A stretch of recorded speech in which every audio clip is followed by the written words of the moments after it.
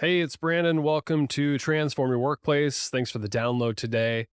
Today's episode is brought to you by Xenium HR. Learn more about Xenium's complete HR plus payroll solution at xeniumhr.com. And don't forget, you've got about 2 weeks to register for the annual What People Want from Work survey. This is a free employee engagement survey. We'll send you all the instructions on how to send it out to your employees. We'll do all the analysis and provide a free report with all of the quantitative and qualitative responses from your employees. So go check that out. Today's episode features Eimear Marrinan. Eimear is the VP of Culture and ESG at HubSpot. They're a marketing automation and CRM platform. In fact, I learned a lot of my marketing skills from HubSpot. They have a rich library of content, and I just appreciate everything that they do. And in this episode, we're talking about their company's post-pandemic transition to a successful hybrid work model. So employees are asking for flexibility, and a lot of companies are either moving to a full remote or a hybrid model. And I don't think we can talk about this enough because every company is doing it a little bit different.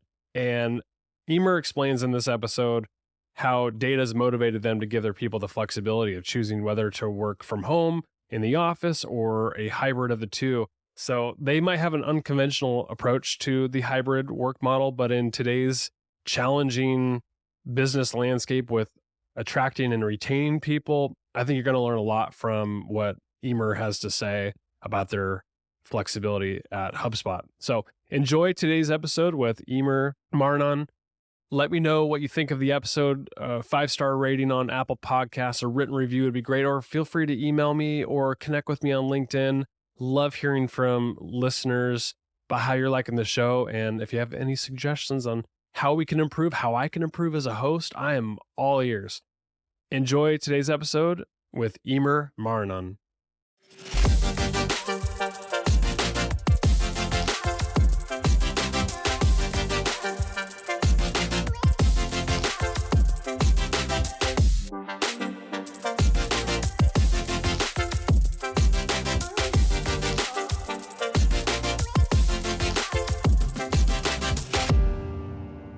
Eimear, it's a pleasure to have you on Transform Your Workplace. Thanks for coming on the show.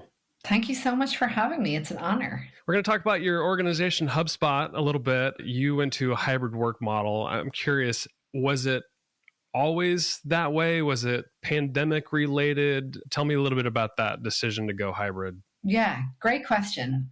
It was a little bit of both. And so the reason I say that is HubSpot has always had a portion of its employees that was remote pre-pandemic, but a really small portion. So pre-COVID, about 10% of our workforce worked remotely. And we always use the term that we were remote-ish. So we said we were remote, but I don't think at that time, especially looking back, that remote was truly embedded in our organization.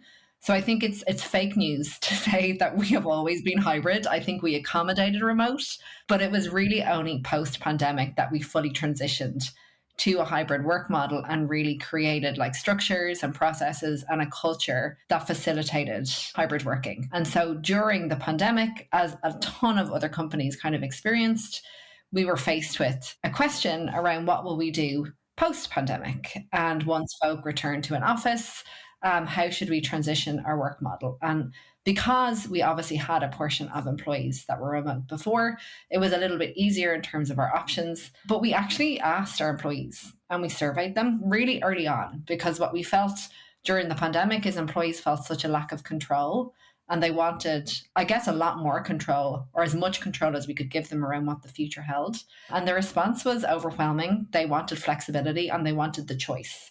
So they didn't want one way or the other. Like there wasn't an overwhelming, I want to go back to an office, and there definitely wasn't an overwhelming, I want to work from home. The overwhelming feedback that we got was they wanted flexibility and they wanted, like I said, the choice to choose where they wanted to work best. And that's what we did. And here we are now. So you listened to your employees and made decisions based off of, That's weird. Most employers don't do that. We listened to our employees and we led with our data. I know. Yeah, it's incredible. Well, with an organization like you have probably tons of engineers and you have to hire talent all across the world, I imagine. Do you have employees across the world? We do. We have employees in all three regions. So in JPAC, in EMEA, and in the US or in North America. Our headquarters are based out of Boston, in Cambridge. Our EMEA HQ then we have in Dublin. So we have about 1,200 employees in Ireland in its totality. And then we also have kind of a big proportion of employees in Singapore over in JPAC, in Sydney and Australia. But we have, I think it's like 13 offices and then folk in a ton of different locations, especially across the US. I'm curious, post-pandemic, if your leadership, your executive team ever came together, maybe before the survey went out about like, what do you want? If you ever said, I think it's time to bring everybody back, in-house. Did you ever talk about that at least? Yeah, good question. Pre-pandemic or post-pandemic? Post-pandemic. Post-pandemic. Yeah, it was a topic of conversation. I will say, though, that once we made the decision to move towards a hybrid model, like we stuck with that decision genuinely. And I think the reason that we did is, again, like we led with data. And so what we did was we gave employees the option to select a work preference. And so just for context, the 3 work preferences that we offer at HubSpot is at office, at flex, and at remote. And so basically at office is you're in an office 3 or more days a week. At home is you're working at home or remotely, and at flex is you're somewhere in between. And what we saw is like the proportion of people that started to choose at home increased. So every year we give people the option to reselect what they want. And this year, 64% of our workforce are at remote. And so that really drives our decision around why would we pull people back into an office? Like what would that do to our talent pool and our distribution of talent, knowing that actually the proportion of employees that are choosing at remote is increasing. And we pulse checked a ton of other data points, like we pulse checked productivity, we pulse checked engagement. You spoke about engineers. We also looked at like engineer changes or code changes to understand the difference between those that are at office and those that are at remote or working from home. And there is no difference. And so that really, like I said, that like, of course, it's a conversation topic, but we always try and bring ourselves back to data and focus on the why and like the kind of so what. And again, why would we do that when we think it's working? I know HubSpot very well. You are a very data-driven organization. It's like swimming with, marketing, business intelligence, all that stuff. But so I imagine you're doing it internally for your own employees as well. So do you look at like the segments of your organization, like fully remote versus hybrid versus in office, and look at the engagement levels for each of those groups and who's higher engagement? Yeah, it's a great question. And we do, by the way. And that was something that we were really focused on. So we pulse check our employees every quarter via an engagement survey. And so we test a couple of things, but we always test something called our EMPS score. So it's pretty much asked, like, it's kind of a common metric. It's asking people to recommend HubSpot, or would you recommend HubSpot to a friend? What we actually found is folks that are working at remote are 14% more engaged than those that are working from an office. Which is, again, like, let's lead with data here. Let's not lead with people's feelings or like random sentiment that you read in the news all the time. That tells us a lot, I think, actually. And that's really important. Like we had to, once we decided to go hybrid, we had to segment our data. Otherwise, how would we know if there was a problem somewhere? How would we make sure that we're equitable in terms of what we're doing? And again, how would we make sure that we're doing the right thing? And so definitely leading with data and checking things like engagement, checking things like attainment as you think about sales reps, all of that kind of stuff became super important. Okay, so if you've got a 14% higher engagement for the remote workforce, have you figured out why? Or what are they telling you? Yeah, it's a really good question. I think that folks that choose remote in general, I think maybe it's regardless, but I think certainly folks that choose remote, they are doing it because they have access to opportunity that they may not have elsewhere.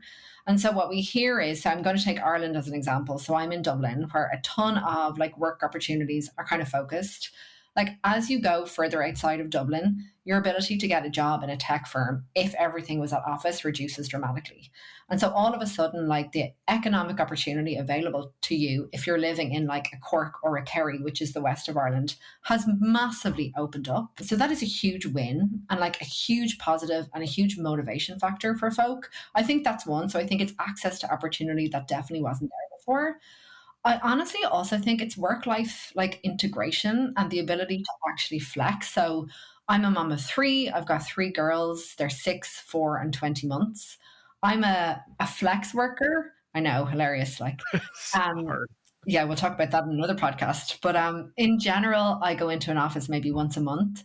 Like hands down, I would not be able to have a job. And I talk about this a lot if I had to go into an office all the time. So I am naturally more engaged because of the flexibility that hybrid work has afforded me. And I think that plays a lot into engagement scores. And I think, again, it's the ability to work in the way that works best for you. A lot of folk that we find that go into an office, they are craving connection and that in person kind of connectivity. And while, of course, that's important for folks that are working remotely, I think they're finding other ways to connect kind of virtually. And I definitely think finding those ways and facilitating those ways has also increased their engagement score. So that's my hypothesis. But it's a really good question. We haven't like gone deep into the why, but it's definitely something that we should do. Yeah, I would like to definitely hear the whys behind it. This is a biggie of a question because you're a VP of culture for HubSpot. That's a big job. And do you have VPs of culture at each location, or are you VP over all of HubSpot? Yeah. So I'm the global VP of culture and ESG. Okay. So of all people who cares about the culture, you care probably the most that it's connected and there's belonging and inclusion and all that.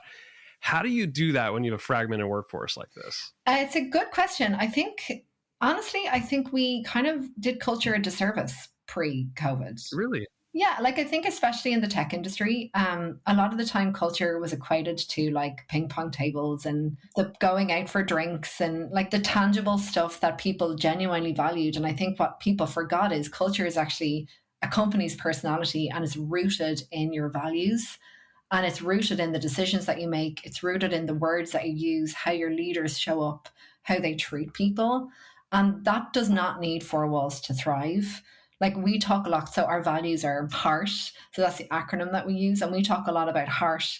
Like our values are in our heart. They're not in our hallways. And I think now that we're really forced to lean into that and appreciate that. And I think companies that didn't evolve and that didn't understand that and that didn't, again, make sure that their values were relevant, their values were showing up in terms of how different people acted, how their leaders acted. Like it's interesting when you say that I care the most about culture. I think actually I'm not doing my job if I care the most about culture. Our leaders, our managers are the people who really need to care the most about culture. And so for me, that's what it was all about. It was making sure that we had the right values, that our values are relevant in a hybrid organization, that if they weren't, we evolve them and we change the narrative away from the like physical beer pong situation and back to, again, the heart of an org. How do you reinforce belonging and make sure people are connected and things like that? Like, are there tactical things that you've done or the leadership's done or managers are instructed to do that make sure people are connected to not only the values, but to each other and like relationships? Yeah, it's actually a great question. And it's, it's funny you bring this one up because connection is, I think, something that we're really trying to solve for and something that our employees told us they're finding the hardest to tap into in a hybrid workforce. So again, like you have to be intentional, I think, around creating hybrid. It doesn't just happen. And so again, as we think about our survey, something that we heard last year loud and clear was that over a third of our organization did not feel connected to folk outside of their teams. Connection within teams was actually fine, but finding kind of connections outside of their teams was definitely an issue. And in particular, I think the definition of connection was something that was important. Like people didn't want to just have random informal coffee chats. They actually wanted like friendships and they wanted to find that sense of belonging. And so we tried a few things, I would say, and a lot of it wasn't intentional. And so just this year, we kind of went all in on connection. And so we developed this new initiative called Connect 4. And so Connect 4 is all around driving intention or driving connection intentionally. And it's focused on 4 pillars. So purpose, ease, equity, and sustainability. Purpose is all around, again, connection through purpose. And so having specific connection events where we'll bring people together either in an office setting, either in person remotely, where there's higher proportion of people. So a really good example is like San Diego and Chicago in the US. We've a higher proportion of folk that we've hired there. And so finding ways to bring those folk together. And then also virtually. We also have connection days now. So again, there's no mandate to go back to an office. But if you want to see somebody, Thursday is a really good day to go into an office and do that. So we're calling Thursday a connection day. If you want to connect, go in on Thursday, and the chances are you're going to see other people on those days. And then leveraging our leadership. So again, how can we encourage our leadership to travel around the world, around different locations, not necessarily where we have an office, by the way. Again, for an example, using like Seattle is a really good example. We don't have an office there, but we held an event knowing that we have a high proportion of HubSpotters there. So that's purpose. The next part is all around connecting with ease. So again, that's just making it easy for people to connect and taking the friction out of connection. So people aren't sitting by themselves behind a computer screen wondering what the hell they can do. And that's through technology, through giving our managers enablement material so they can do that on their own. So it's not just me and my team connecting people together. Connecting equitably is again, like I think, you can argue it's easier to connect when you're in an office. It's easier actually to connect in person when you meet someone. And, we hear that all the time. And so how can we help our remote folk, and especially the people who aren't in close proximity to an office are other people? Over 50% of our workforce in the US actually are located 100 miles away from an office. And so we have to drive equity in terms of what we're doing. And so how do we solve for that? And then the final piece around connection is sustainability. Like you said at the start, did we ever talk about bringing everyone, back to an office and together? Part of my role is also to drive sustainability across HubSpot and really focus on ESG. And we've committed to being net carbon zero by 2040. And so we have to be really intentional around what we do when we think about flying. And so even if, like, this would never happen, but even if we decided to bring everybody into an office all the time, like that would require flights, that would require a high proportion of carbon emissions. We're not going to do that. And so how do we make sure, again, that we're kind of doing what we can in a sustainable fashion to meet our ESG goals? Oh, that's well said.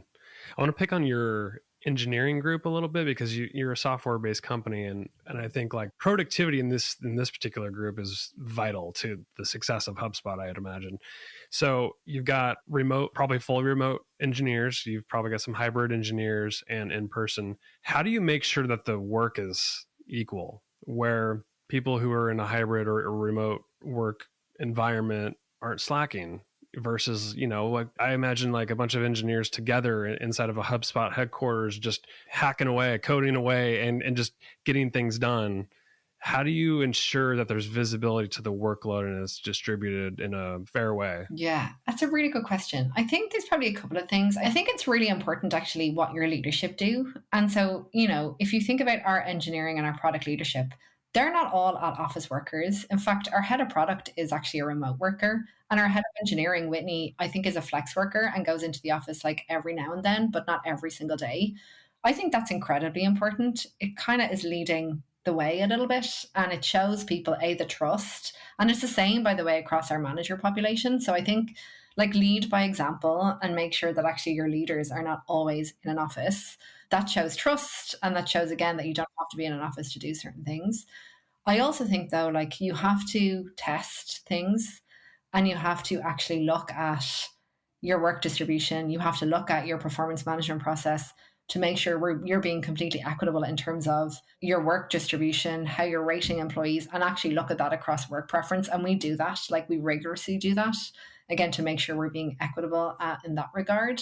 And I think the other thing is like, test for feedback and ask your employees and listen to your employees and take that incredibly seriously.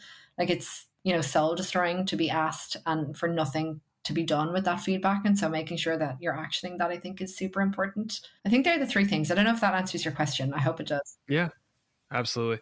You've talked about equity a little bit. And I want to hone in on that, because when you have a work environment that's, spread across the world, probably different access to resources, different equipment, different internet speeds, who knows, right? How do you make strides towards equity within your group that's international?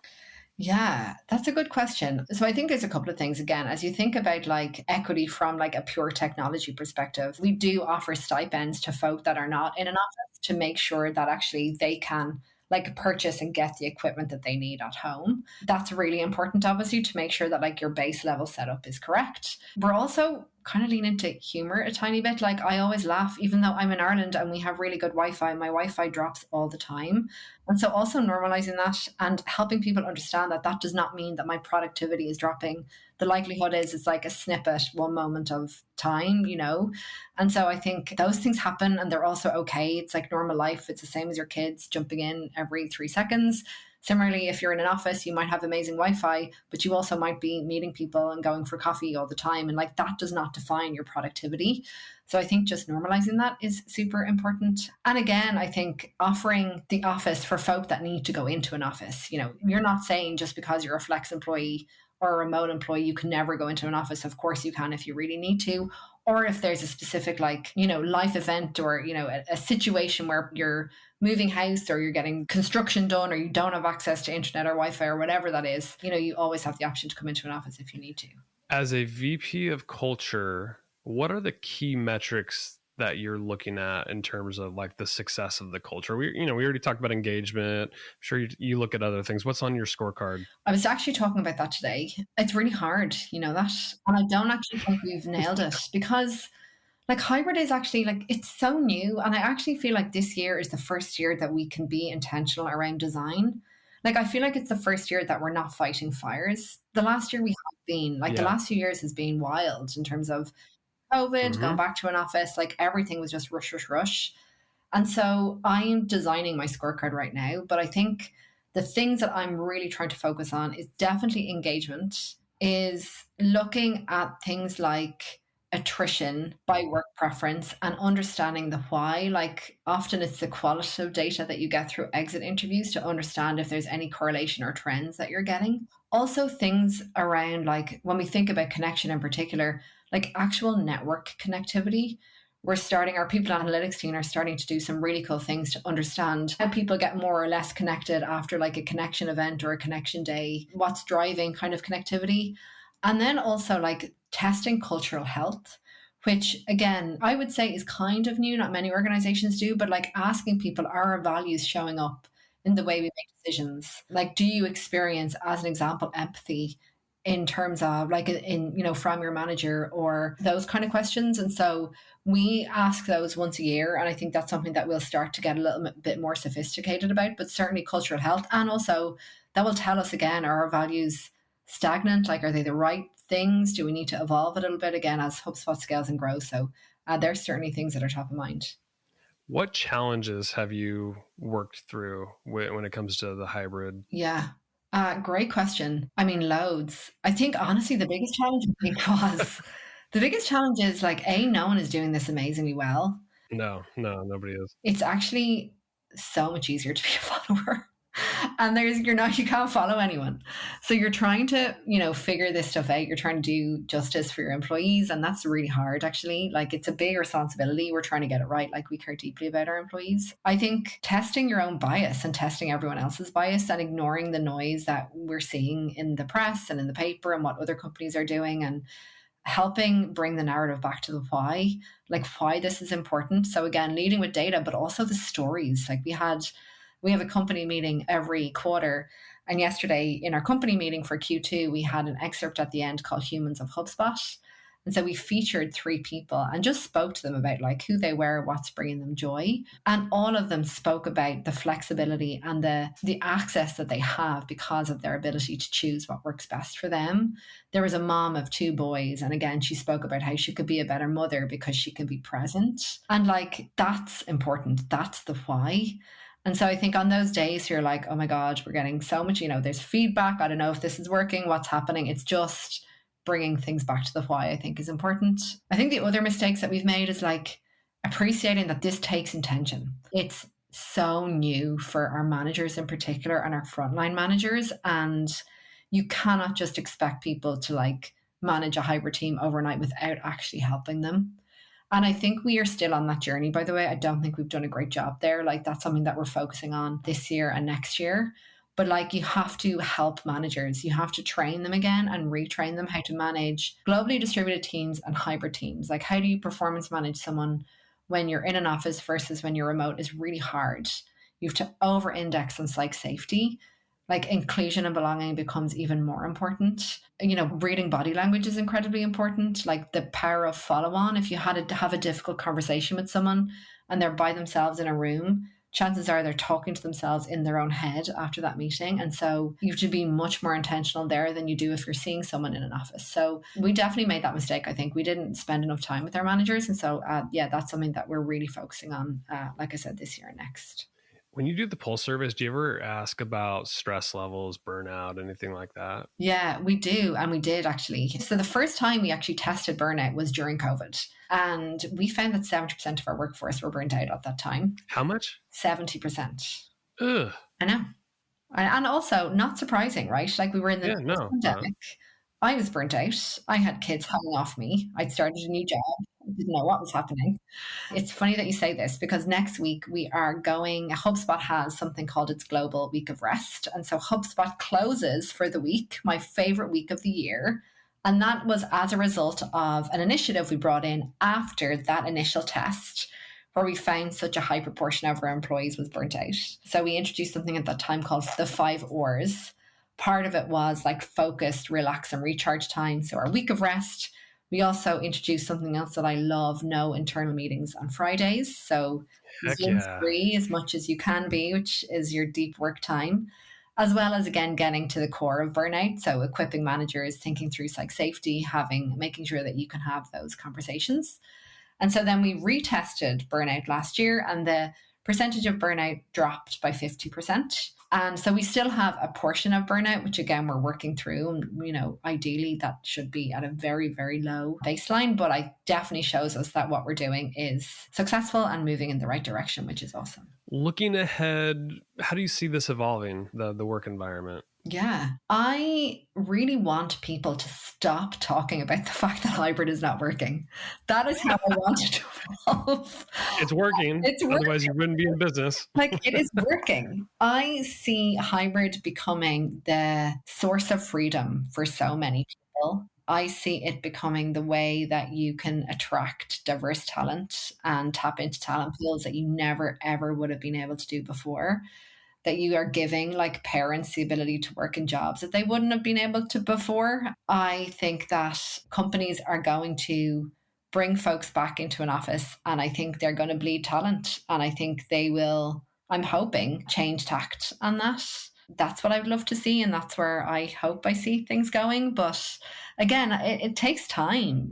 I hope we can speak this time next year and we'll be talking about more mistakes, but how we have progressed even further and have kind of done even cooler things to really embed hybrid into our organization. Well, you need to come back and we'll have another conversation a year from now. And I'm sure your scorecard will be built out. You'll have all sorts of new metrics that you're looking at. And I'm sure your workplace will evolve. Like that's what great companies do. They adapt to the changing times and they keep evolving. So it sounds like you're well on your way. Yeah, totally. And I think you're right. Like it is an evolution, like even thinking about mistakes, I think it was a mistake thinking that anyone was going to nail this within a week or two. Like this takes time, right? Just like it takes time to get your culture right. Like it takes time to evolve. This is a total evolution. And so I think like my piece of advice for everyone is just be kind to yourself and give yourself that space and time. Because it has to be like it's a journey. And so give again your teams your space time to go on that journey, test, iterate, try new things, ask for feedback, action on the feedback, and lead with data.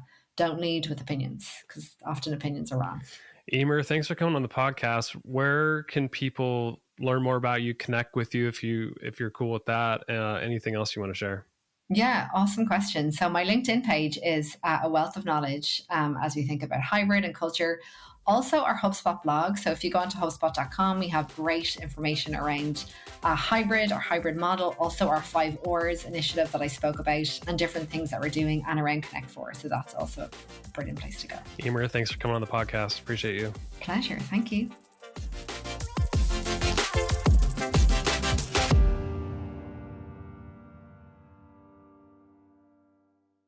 The views, thoughts, and opinions expressed are the guest's own and do not represent the views, thoughts, and opinions of Xenium HR or the host, Brandon Laws. The material and information presented on Transform Your Workplace is for general information and educational purposes only. Xenium HR or the host, Brandon Laws, does not necessarily endorse any guest, their business, or any organization they represent. Discretion is advised. Please work with a trusted advisor to find a custom approach that fits your organization's needs.